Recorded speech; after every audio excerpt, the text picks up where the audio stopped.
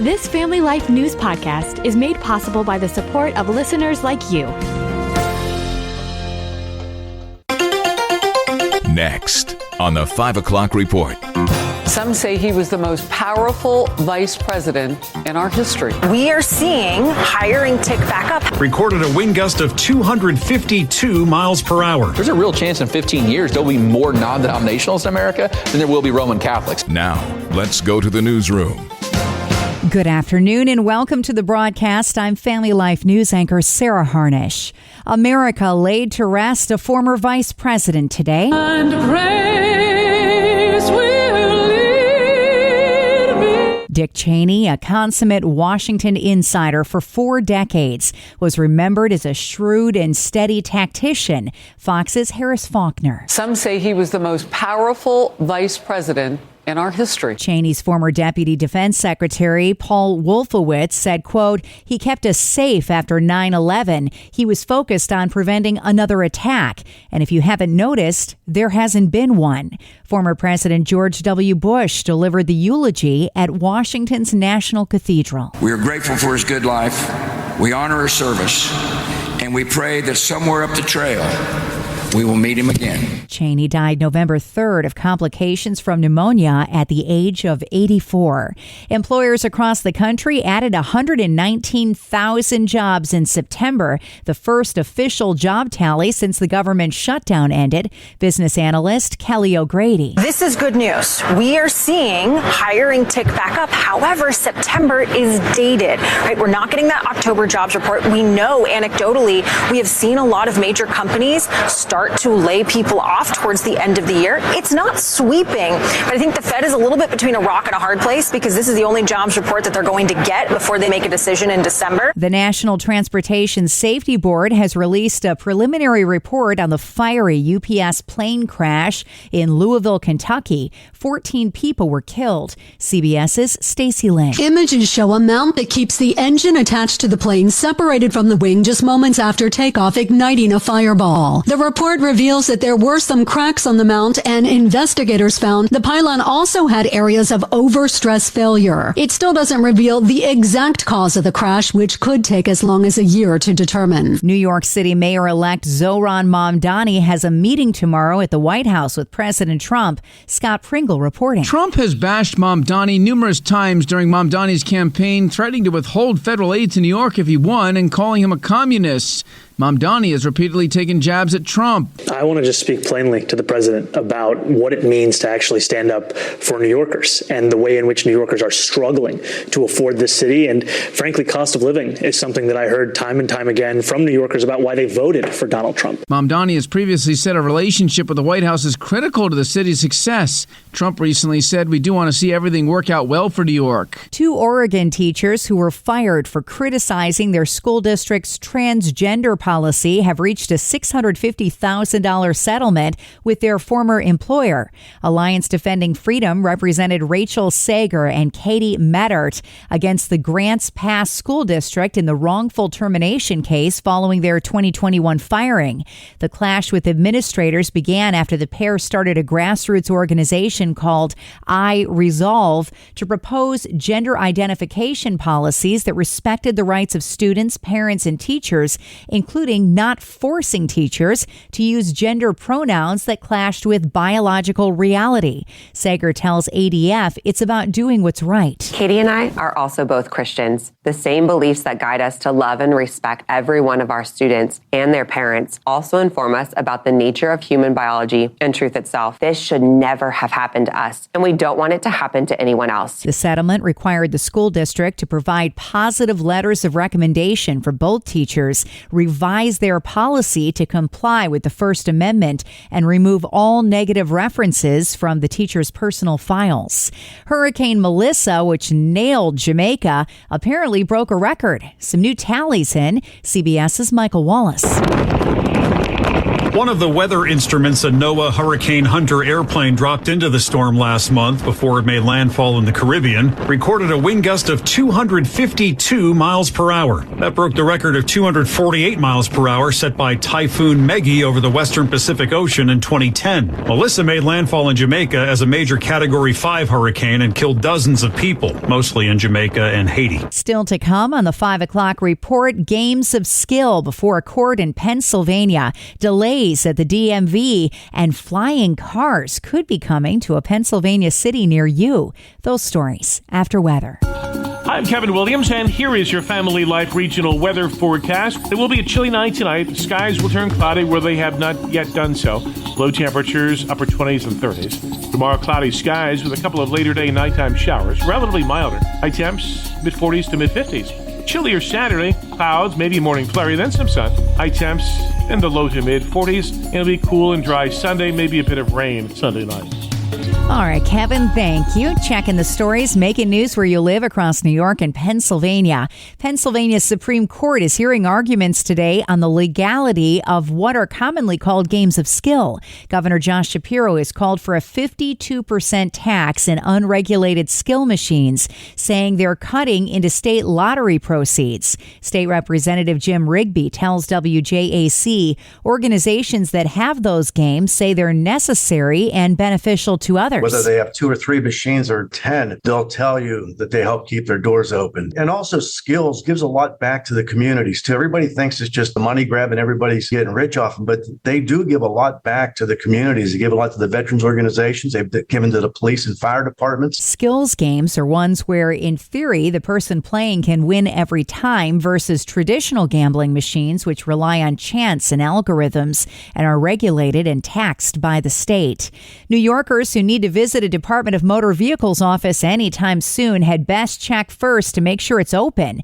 DMV offices around the Empire State will be temporarily closing soon to pave the way for modernization. Monroe County Clerk Jamie Romeo tells Spectrum News some offices need to hit the brakes temporarily. Our DMVs are very busy, as everybody knows. So this is going to give our staff the opportunity to, prior to a mid-February rollout next year, have access to that training. She says the coming upgrades are long overdue. It's definitely very much a long time coming, because I know anyone that's gone to a DMV, sometimes if things seem to take forever, it's because it's needed some of that back of the house infrastructure, computer equipment and systems updates. In Monroe, those closures will happen every Friday until February 13th. The full upgrade program statewide will be spread out over 4 years. The 4-month late Pennsylvania state budget includes $25 million to beef up the child care industry. The money will be used for retention and recruitment efforts at daycare centers all across the Commonwealth. Child care providers are the workforce behind the workforce. Valerie Hamilton is the owner of a child care facility in Bristol, Pennsylvania. Child care workers deserve competitive wages. That families need affordable, quality care. The state's child care industry currently has 3,000 vacant jobs. Governor Shapiro says if the state fills those jobs, child care workers will be able to provide for up to 25,000 more children. And Pennsylvania may soon join the few states ready to welcome flying cars. Democrat Marty Flynn has introduced Senate Bill 1077, also known as the Jetsons Act. It creates a new legal category that allows vehicles to operate both on public roads as motor vehicles and in the sky as airplanes. Most experts predict it'll be 10 to 20 years at least before flying cars are commonplace. Next at 5, the battle to protect Christians in Nigeria. Let's listen in.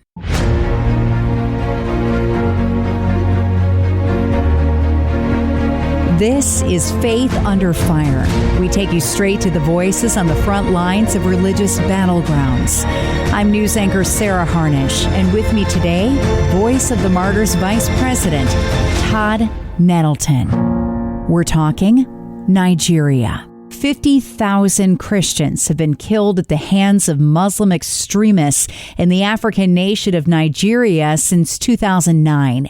18,000 churches and 2,200 Christian schools burned to the ground. There is literally no country on planet Earth where Christians are being murdered at anywhere near the rate they are being murdered in Nigeria. Todd, what is going on in Nigeria? Nigeria is a very interesting country. It has been in the news a lot. Donald Trump sent out a social media post saying that it was now a country of particular concern on the issue of religious freedom. That opens up sort of a toolbox for the U.S. government and for the administration to use, both carrots and sticks, to try to nudge the Nigerian government to provide better protection for religious minorities. And one of the things that makes Nigeria so interesting is that if you look at the statistics, the population is pretty evenly split between Christians and Muslims. But the vast majority of the Christians are in the south part of the country. Literally, you have mega churches operating there, probably operating very much like many of our churches. They're gathering on Sunday. They're having a service. It's in a large building. They don't have problems. The vast majority of the Muslims are in the northern part of the country. And for Christians in those northern states, that's typically where they face persecution. And it comes not from the Nigerian government. It comes typically from one of the terrorist groups, the Islamist groups that is active in that country. Is Voice of the Martyrs affiliated with any churches in that nation? Voice of the Martyrs is actively working with multiple church groups in Nigeria. One of our ministries that is especially significant in Nigeria is a ministry to widows of Christians who have been killed in the north in some of these attacks, church attacks or pastors being killed or others. And oftentimes these widows are left destitute. So Voice of the Martyrs is able to bring them out of the north for a period of time to receive some spiritual encouragement, some spiritual training, discipleship training, as well as vocational training. The other side of this is it's a spiritual issue as well. You know, Jesus said, the world hates me. If you follow me, the world will hate you too. So there is very much a spiritual aspect to that. Frankly, that's the part that Voice of the Martyrs is much more focused on than the international relations government activity is, okay, how do we stand with those Christians who are being persecuted? How do we encourage them? How do we equip them? How do we give Bibles to them? How can we in America participate in that to encourage the Christians in Nigeria? Come to persecution.com and make sure you're getting the Voice of the Martyrs magazine. Make sure you're praying every month for persecuted Christians. And of course, you can donate. You can donate for Nigerian Christians. You can donate for Nigerian widows in particular to help with that project to sustain and support the widows of Christian martyrs in northern Nigeria. You can subscribe, listen to, and share Faith Under Fire and all of Family Life's original podcasts at Apple Podcasts, Spotify, YouTube, or at familylife.org. Money always moves, but without a plan, it rarely moves in the right direction. Hi, I'm Rob West with a Faith and Finance Minute. From constant ads to endless subscriptions, our culture is designed to spend your money for you. Without intentional choices, dollars drift toward convenience, impulse, and habits, leaving little room for what really matters. That's why Proverbs 27 says, "Know well the condition of your flocks and give attention to your herds." In today's terms, that means knowing where your money is going and being intentional with every dollar. The issue isn't that eating out, shopping, or subscriptions are bad. It's whether you're deciding where your money goes or letting the world decide for you. A plan brings freedom, not restriction. But with a budget, every dollar has a purpose. Connect with a certified Kingdom advisor who's been trained to deliver financial advice that aligns with your Christian values by visiting our website, faithfi.com. Coming up on the 5 o'clock report, more of us are non-denominational Christians, more than ever before. In fact, that story after one last look at weather. Hi, I'm Kevin Williams, and here is your Family Life regional weather forecast. We're heading into the weekend before Thanksgiving, and there'll be some traveling going on, and the weather looks fairly tame. A weak disturbance will bring a couple of scattered showers later tomorrow and tomorrow night, maybe a flurry Saturday morning, but we should be pretty good to go for travel conditions in the dearth of any significant winter weather. But it will be a chilly night tonight. The skies will turn cloudy where they have not yet done so. Low temperatures, upper 20s and 30s. Tomorrow, cloudy skies with a couple of later day nighttime showers, relatively milder. High temps, mid-40s to mid-50s. Chillier Saturday, clouds, maybe a morning flurry, then some sun. High temps and the low to mid 40s. It'll be cool and dry Sunday, maybe a bit of rain Sunday night.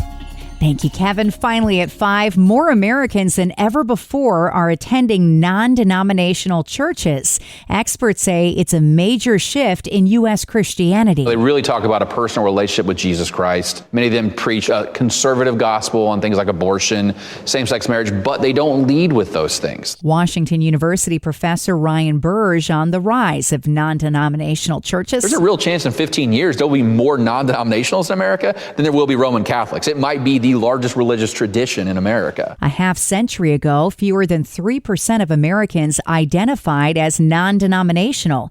Today, that figure's 14%. 40 million American Christians attend church affiliated with no denomination.